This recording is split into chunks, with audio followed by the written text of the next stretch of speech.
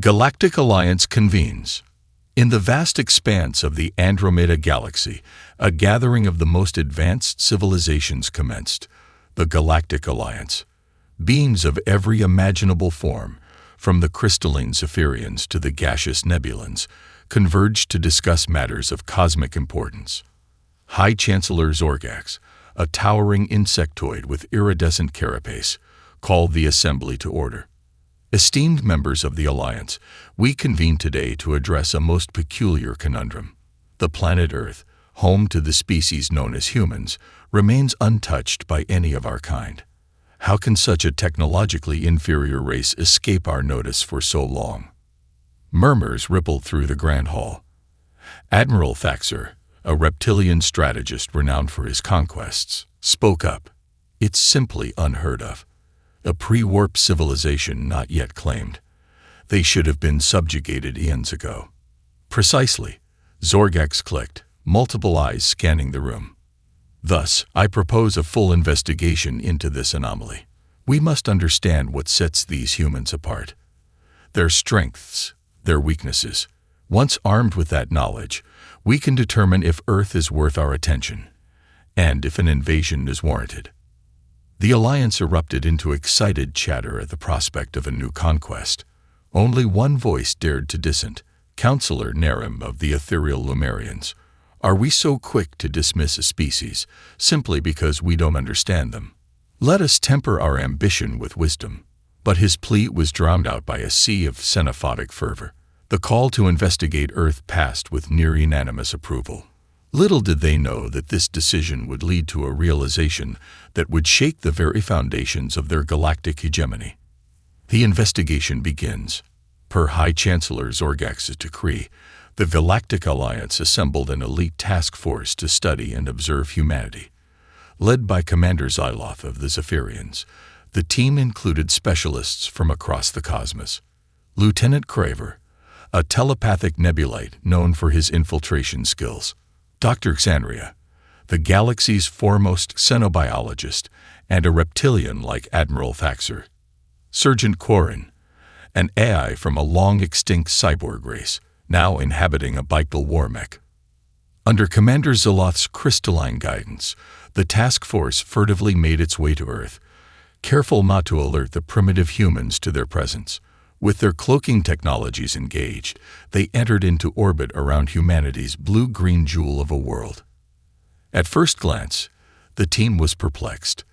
These humans have barely scratched the surface of their solar system, Craver observed telepathically.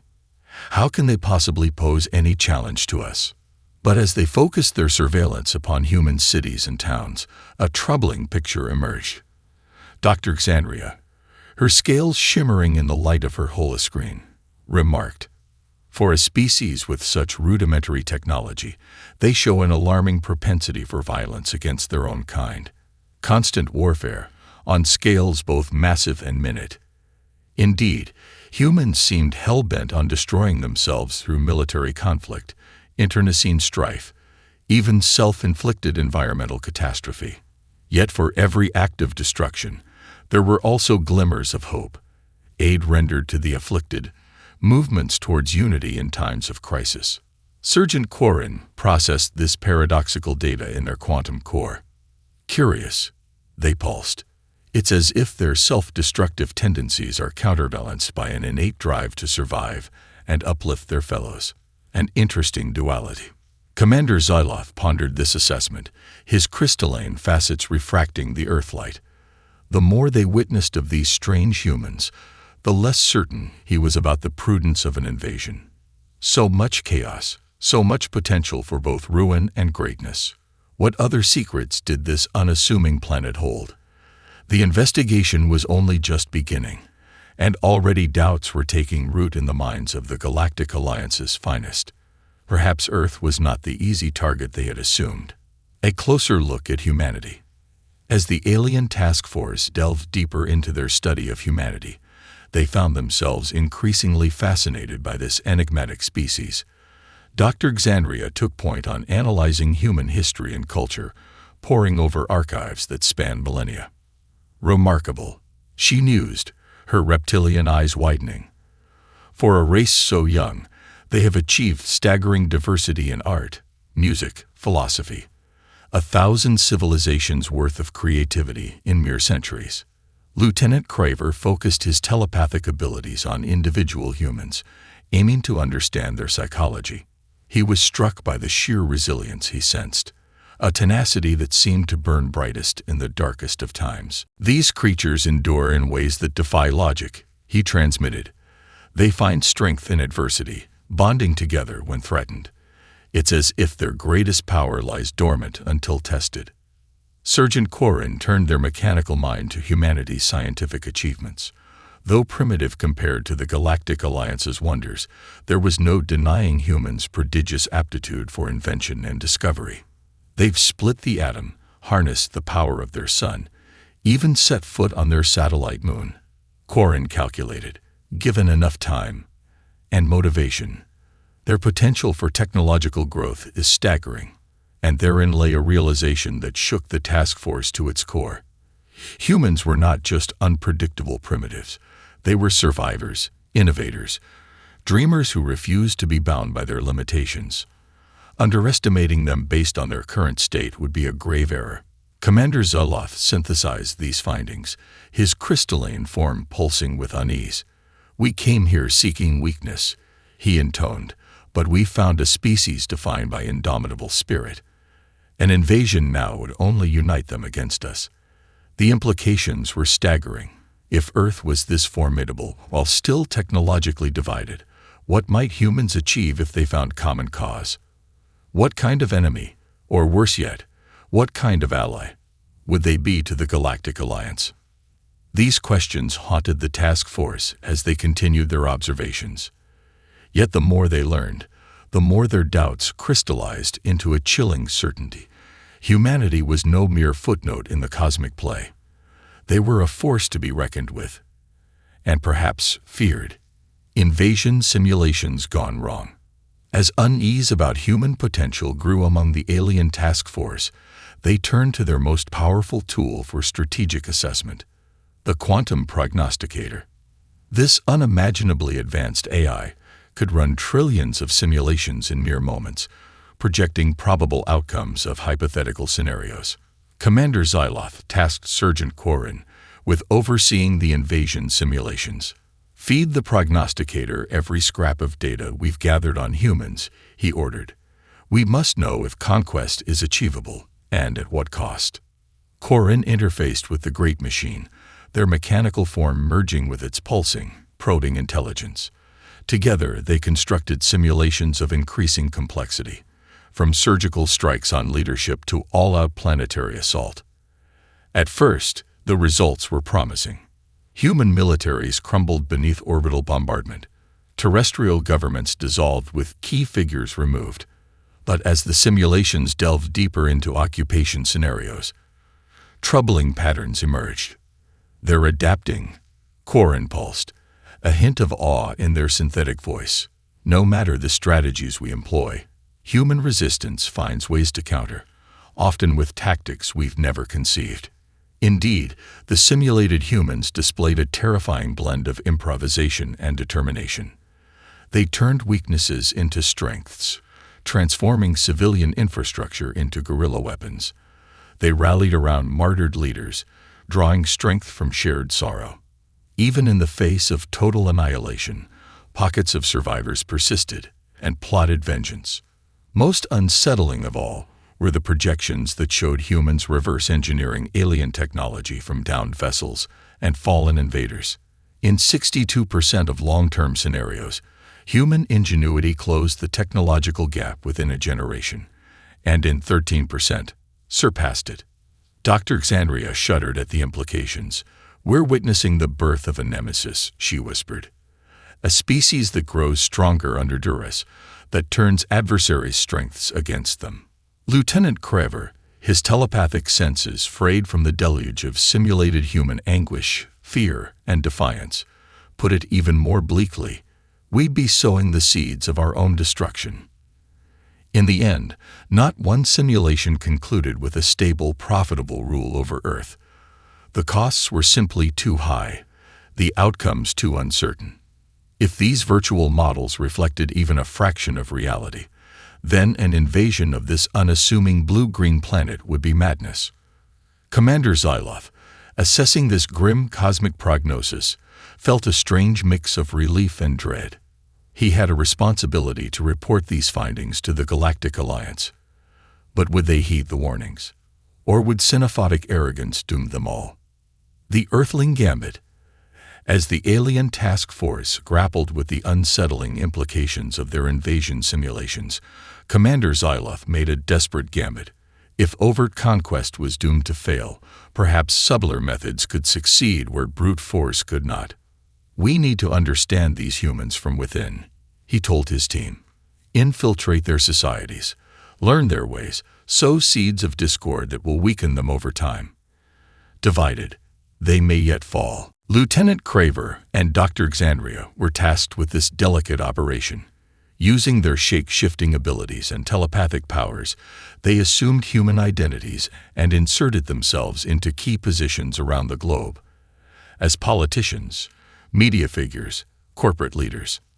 At first, their efforts seemed to bear fruit. Craver, posing as a charismatic demagogue, stoked the fires of nationalism and xenophobia. Xandria, in the guise of a social media influencer, spread misinformation and conspiracy theories. Together, they aimed to fracture the already tenuous bonds of human unity. But as they worked their insidious schemes, something unexpected happened. Immersed in human culture, walking among them daily, the alien operatives began to see their targets in a new light. Craver marveled at the humans' capacity for compassion and self-sacrifice, even in the face of the very hatreds he sought to inflame. He witnessed rival nations coming together to provide disaster relief, the poor sharing what little they had with those who had less. Every act of division he sowed seemed to be met with a counterbalancing force for unity. Xandria, too, found her resolve shaken as she navigated the intricacies of human social bonds. The same online platforms she used to spread lies were also forums for communal support, grassroots activism, the forging of chosen families. For every thread of discourse she frayed, humans wove two more in its place. Despite their best efforts, human society proved far more resilient than the operatives had anticipated. Where they expected collapse, they found renewal. Where they sought despair, they encountered hope. And the more they struggled to understand this paradoxical resilience, the more they came to question their mission and their own beliefs. In time, both Craver and Xandria found themselves not just studying human ways, but admiring them. The very qualities they had been sent to exploit. Ingenuity, adaptability, the ineffable human spirit, were winning them over. They no longer saw humans as primitive targets, but as remarkable beings whose potential was only just beginning to be realized. In a moment of shared epiphany, the operatives made a fateful decision. They would not be the harbingers of humanity's downfall, but perhaps they could be agents of its ascension. Craver and Xandria defected that day, not just from their mission, but from the narrow xenophobic thinking that had defined their existence. They became the first of their kind to call Earth home, and to dedicate themselves to nurturing the human potential they had once sought to destroy. In so doing, they'd redefined what it meant to be part of the Galactic Alliance, not conquerors, but partners in the great cosmic dance of civilizations. The truth revealed. As the alien task force's mission stretched from cycles into rotations, Commander Zyloth grew increasingly concerned about the lack of progress reports from his infiltration team. Had Craver and Xandria been compromised? Or worse, discovered by the humans they were meant to divide? With great trepidation, he descended to Earth's surface to investigate. His crystalline form disguised by a sophisticated holomatrix, Zyloth traced his operatives' last known coordinates to a small human settlement called Haven Oaks. What he found there shook him to his core. Craver and Xandria, far from maintaining their cover identities, were openly living as their true alien selves. And the humans of Haven Oaks were not just accepting them, but celebrating their presence. "Commander," Craver greeted calmly, his telepathic voice suffused with a new warmth. "Welcome to our new home." Xyloth's facets pulsed in shock. "What have you done?" he hissed. "Your mission was to destabilize them, not join them."